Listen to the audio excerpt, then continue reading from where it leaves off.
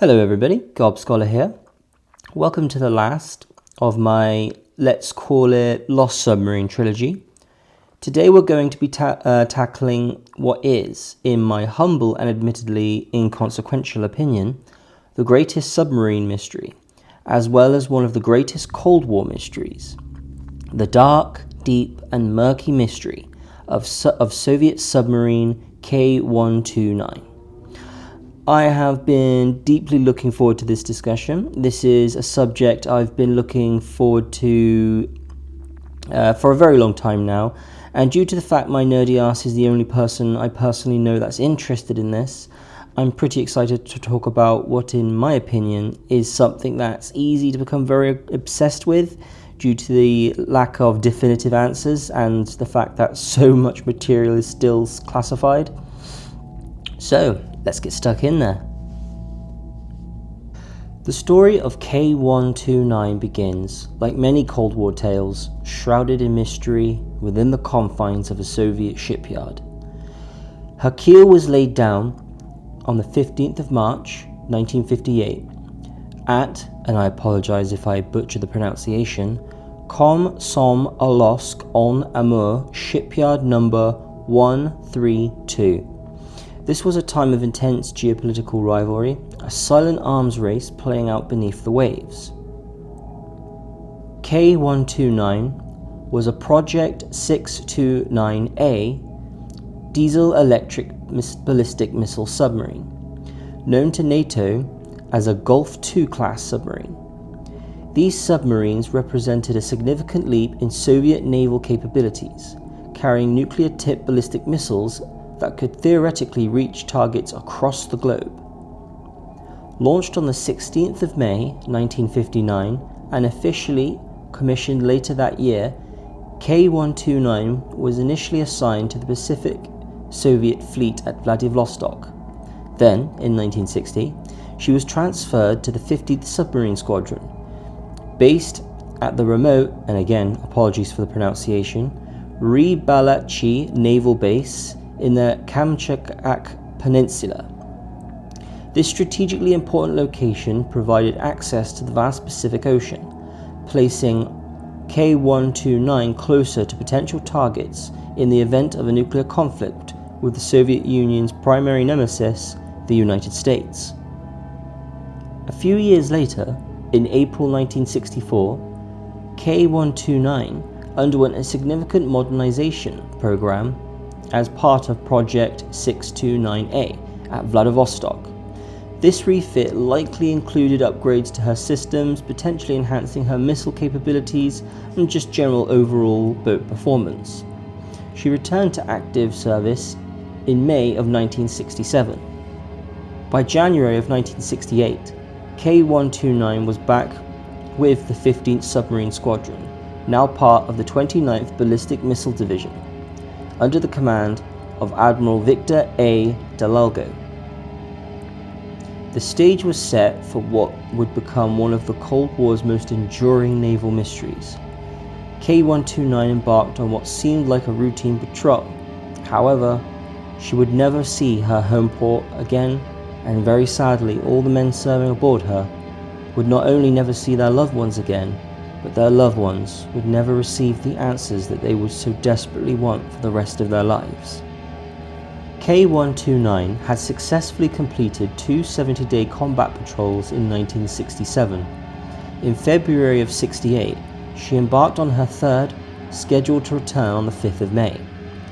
Under the command of Captain First Rank Vladimir Kobzar, with Captain Second Rank Alexander Zuruvin as his executive officer, K-129, now bearing hull number 722 for this mission, slipped beneath the waves. She was never seen again. After reaching deep water, she conducted standard tests and radioed "all is well" and proceeded on her patrol. This was the last confirmed communication from K-129. As days turned into weeks, an unsettling silence descended. The submarine was expected to check in when crossing 180th meridian, and again upon reaching her patrol area. these routine calls never came. By mid-March, concern turned to alarm within the Soviet Navy's command structure. K-129 had missed 2 consecutive check-ins. Initial attempts to contact the submarine via standard fleet broadcasts all went unanswered, and when this was followed up by more urgent communications, they received only silence. By the 3rd week of March, the grim reality set in. K-129 was declared missing with all hands. A massive search and rescue operation was launched. Soviet ships, aircraft and submarines scoured the North Pacific, but their efforts, hampered by the vastness of the world's largest ocean and the lack of precise location data, proved completely futile. While all of this was going on, unbeknownst to the Soviets, the United States Navy had been listening. The US Sound Surveillance System, or SOAS, a network of underwater hydrophones, had detected an unusual acoustic event on the 8th of March 1968. This event, later pinpointed to the 11th of March, was triangulated to a location hundreds of miles from the Soviet search zone, in water up to 16,000 feet deep. Multiple SOAS stations, included those operated by the Air Force's AFTAC, recorded the signals. Acoustic analysts like Bruce Rule interpreted the primary signal as possibly an implosion or explosion within a submarine's pressure hull.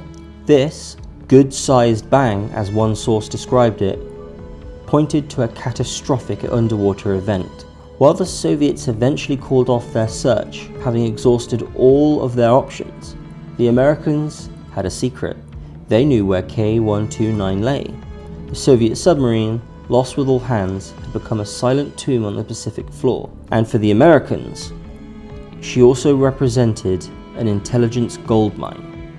She then became the focus of an audacious and unprecedented plan. The USS Halbert, a highly specialized nuclear-powered submarine equipped with advanced sonar and photographic capabilities, located the wreck of K-129 northwest of Oahu in August 1968. Lying at a depth of nearly 16,000 feet, the submarine was meticulously surveyed. Over 20,000 close-up photographs were reportedly taken, providing the US with a detailed view of the shattered submarine vessel. The exact location remains a closely guarded secret, though some evidence points to 40 degrees north latitude, almost directly on the 108th meridian. Recognizing the unparalleled intelligence opportunity, President Nixon authorized a daring plan, a Calistone attempt to recover a portion of K-129. The CIA, not the Navy, was tasked with this highly sensitive mission. Enter the Hughes Glomar Explorer, a massive ship built under a veil of secrecy. Ostensibly for deep-sea mining, its true purpose, however, was to lift a section of the Soviet submarine from the abyssal depths. This audacious operation, codenamed Operation Azorian, became one of the Cold War's most expensive and closely guarded secrets. In the summer of 1974, the Glomar Explorer arrived at the recovery site, located 1,500 miles northwest of Hawaii. The recovery operation was fraught with challenges. While the ship managed to grapple a portion of K-129, believed to be a forward section, disaster struck during the lift. The claw malfunctioned, and a significant portion of the captured section, including the crucial sail area, broke off and plunged back into the ocean floor. I couldn't find any information on why exactly the claw failed. My assumption ultimately would be that essentially they were dealing with, well, a very unique first of its kind operation and very new technology, and they likely didn't have the time to really practice with it, or at least I don't see how they could have. It's one thing trying to grab a scrap of metal from the ocean floor, it's another trying to grab a full-scale ballistic missile submarine from a location that deep. The exact contents of the recovered section ultimately remains classified even to this day. While the Soviets believed the US retrieved nuclear torpedoes, code books and other sensitive materials, The official narrative remains very vague. Some sources suggest only 2 nuclear torpedoes and the bow section were recovered, with no cryptographic equipment. Despite the intense secrecy, whispers of the operation began to surface. Investigative journalist Seymour Hersh of the New York Times got wind of the story, but was pressured to withhold the publication. However, after the Los Angeles Times broke the story in early 1975, Hersh's article was finally published, revealing parts of the operation to the world. The media dubbed it Project Jennifer, a misnomer, as Jennifer actually referred to the project's compartmentalized security system. One poignant detail emerged. The recovered section contained the remains of 6 Soviet submariners.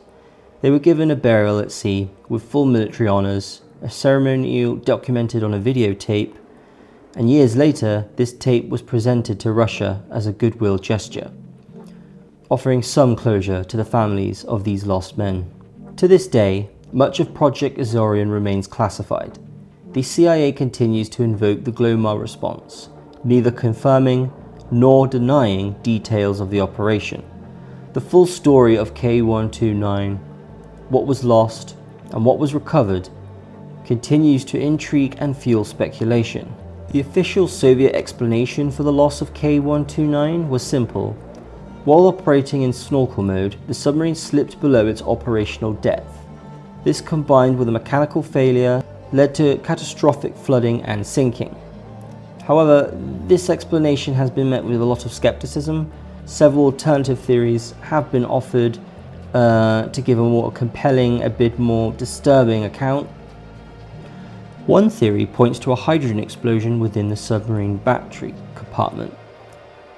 Lead-acid batteries, like those used on K129, release explosive hydrogen gas while charging. If not properly vented, this gas can accumulate and ignite. Now, while battery explosions are a common concern on submarines, they are rarely the primary cause of sinking. However, the case of the USS Chino, and I hope I pronounced that right, lost to a hydrogen gas explosion in 1949, demonstrates that it is a possibility.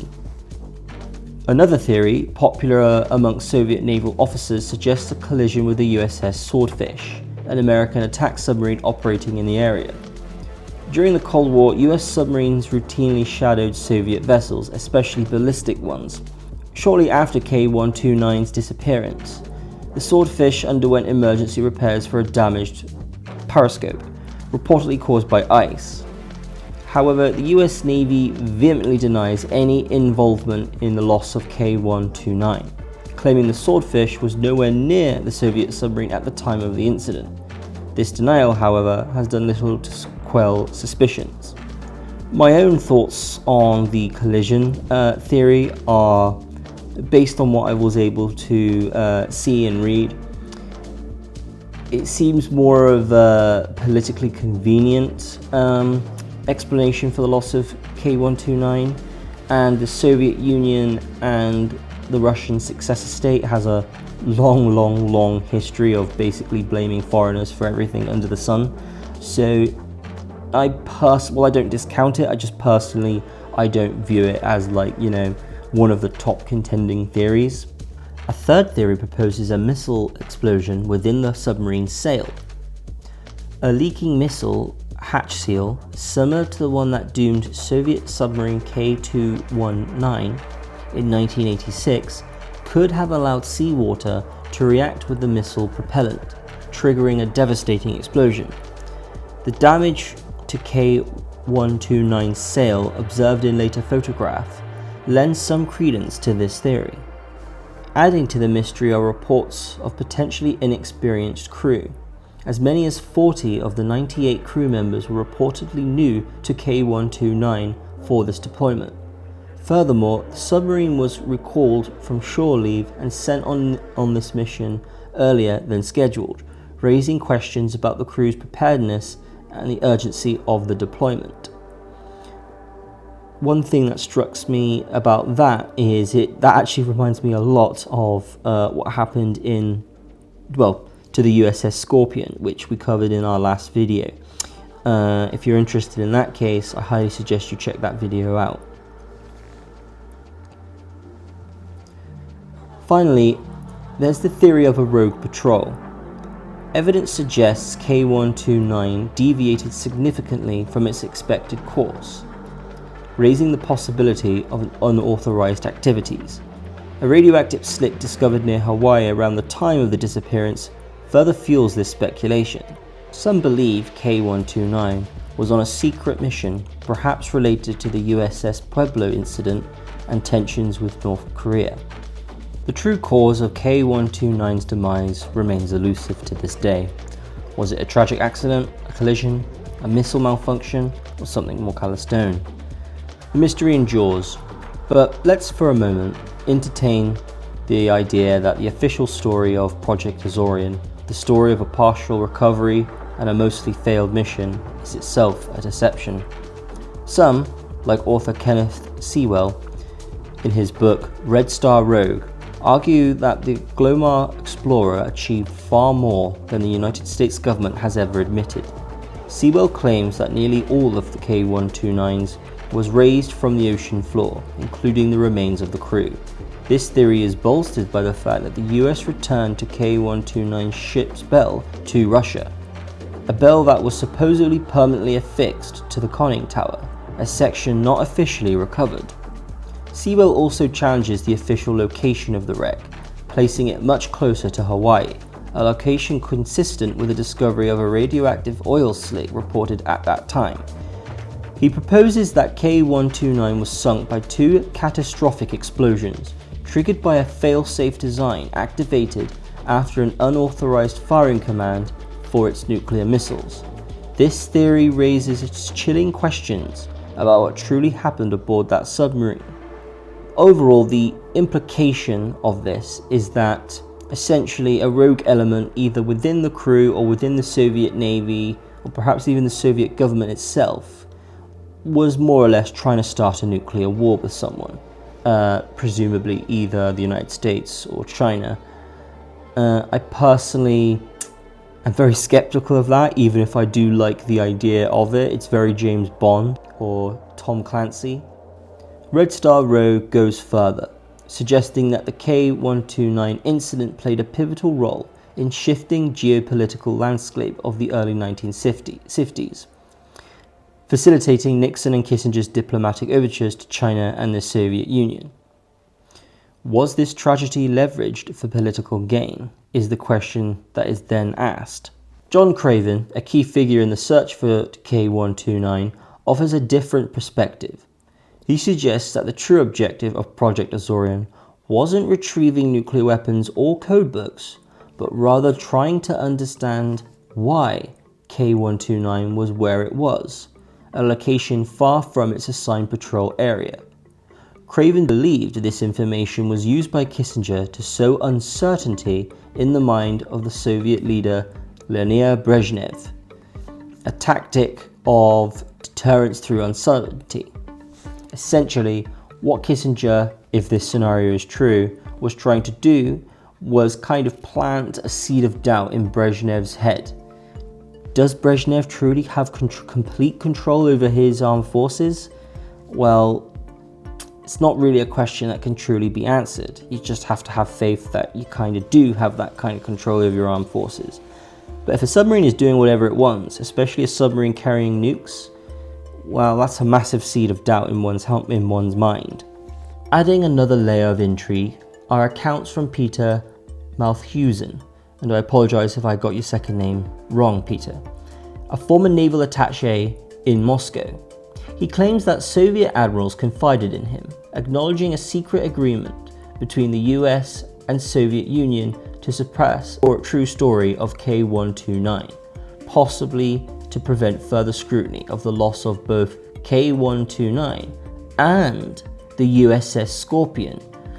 The loss of the USS Scorpion happened only a few months later, and as I alluded to in my previous video, there is something of a connection, at least conspiratorially, between K129 and the USS Scorpion. In the conspiracy theories that I've seen, in general, the idea is the Americans did something to K-129, and then a few months later in retaliation, the Soviets did something to USS Scorpion. But that's the conspiracy theory. As much as the idea seems thrilling, I am highly skeptical of it. The admirals that Peter was talking to urged patience, expressing hope that one day the truth would eventually be revealed and solace given to the families of the victims. The mystery of K-129 persists. Was it a rogue submarine on a secret mission? Was it a victim of a catastrophic accident or a collision? Or is it something far more complex? A story deliberately obscured by a web of Cold War secrecy and political maneuvering. The truth, like the wreck of K-129 itself, remains submerged. In a symbolic gesture marking the end of the Cold War, CIA Director Robert Gates presented the Russian president at the time, Boris Yeltsin, with a videotape of the burial at sea of the 6 recovered Soviet sailors from K-129. This act of respect, accompanied by the prayers and the Soviet national anthem, was more than just a humanitarian gesture. It was a calculated move. The US hoped this gesture would encourage Russia to reciprocate with more information about American servicemen that had gone missing in the Vietnam War. The US had long kept the details of Project Azorian a secret, but the hope of finding their missing soldiers prompted this unprecedented disclosure. Despite this overture, however, the then hoped for information about these missing American POWs never materialized. Even as some information was declassified, the US continued to deny any involvement in K-129 sinking. They reiterated that the USS Swordfish was nowhere near the Soviet submarine at the time of the incident, despite persistent Russian suspicions. This denial, however, did little to quell the speculation surrounding the Swordfish's damaged sail and its subsequent repairs. I also think it's probably fair to say that the idea that it's all America's fault just remains highly popular in the Russian mindset of the Russian Navy, so yeah. In a surprising move, Russian President Boris Yeltsin posthumously awarded the Medal for Courage to 98 sailors lost aboard K-129. This number is significantly higher than the standard complement of a Gulf-class submarine, which is typically around 83. This discrepancy suggests the presence of 15 additional personnel on board at the time of her loss, a fact never explained by either the Soviet Navy or its successor navy, the Russian Navy. What were these extra men doing on K-129? Were they specialists? Observers? Perhaps something else entirely? Currently, there's no information of which I can garner any kind of answer. The story of K-129 remains shrouded in mystery. Even with the release of some information, crucial details remain classified. Personally, I suspect it's very much an iceberg, in that we have the tippy top of this whole affair that we can see, but the vast majority of it is still submerged. The true circumstances of the sinking, the purpose of its mission, Project Azorian, what it was doing, and the identities of all those on board may never fully be known. The submarine, like its crew, like the truth of this entire affair, is currently still lost in the abyss. And it's entirely possible that we may never truly 100% understand what happened in 1968. I hope you've enjoyed this video. I have been looking forward to doing K-129 for quite a long time. I first heard about it when I was in secondary school, and I've always periodically gone through bouts of becoming obsessed with it, hoping that, you know, in the time between me looking back into it, some new information has come to light. I hope that, at least in my lifetime, something new will come out that kind of just blows the whole case out of the water, no pun intended. And yeah, I get the impression that neither the Soviet Union nor the United States has released everything they know about it. That said, as much as I kind of want to believe that there was some covert rogue KGB faction that kind of took control of the submarine and tried to instigate the Third World War, I find that very, very doubtful. I also find it equally doubtful that, the USS Scorpion was in turn sunk by the Soviets as some kind of retaliation. I doubt those two cases are connected. As unsatisfying as it is to say, I don't think that there is a connection between the loss of K129 and the loss of USS Scorpion a few months later. It's hard for me to fathom why there would be a connection. But I think the most likely explanation is that there was an explosion in the missile compartment due to seawater. I could easily be wrong on that, but that's just where I would place my bet. But yeah, those are my thoughts on that. I hope you enjoyed my little submarine trilogy. Next week I intend to do a little bit about Greek mythology, specifically about the first trial according to Greek mythology, which was the trial of Ares. And it was very much a were you right to kill that bloke, which shouldn't be surprising considering that Ares is the god of war and bloodlust. And I look forward to getting into that because it's a surprising story, especially given how in the modern day Ares is often portrayed as a villain, mostly thanks, in my opinion, to the Percy Jackson stories as well as the God of War video game series. I look forward to getting into that.